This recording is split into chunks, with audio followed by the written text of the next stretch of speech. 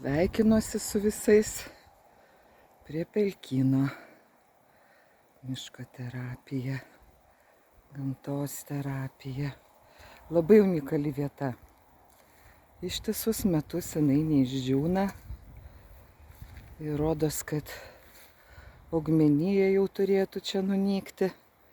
Bet kaip matom, tai yra ir viksvų, ir medžiai bando išgyventi.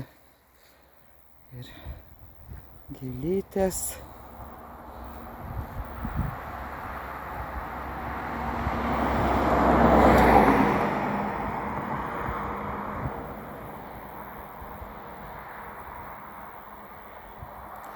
Labai įdomi vieta, labai unikali, jinai tokia savo ekosistemą sukūrusi ir tame ir nauda gyvūnam ir augalam, bet man tai nepaprastas grožis. Aš laiks nuo laiko pro šią vietą važiuoju, einu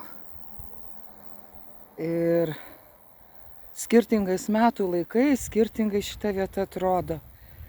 Tai va, sakiau, bandysiu aš čia rudenį ir žiemą ir pavasarį dar pafilmuoti šią unikalią vietą. Jinai kažkokia alsuoja savo tom dvasiom ir dvaselėm. Gal čia ir laumių, ir undinių, ir kikimorų yra, ir vandenis gal po kokiu kelmeliu gyvena. Nes jaučiasi po tuo vandeniu. Didelis gylis, gelmė ir dumblo, ir turbūt durpynas ir visaka. Bet toks, tiesiog filmuok pasaką.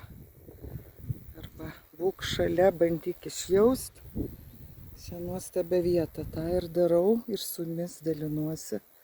Būkit sveiki.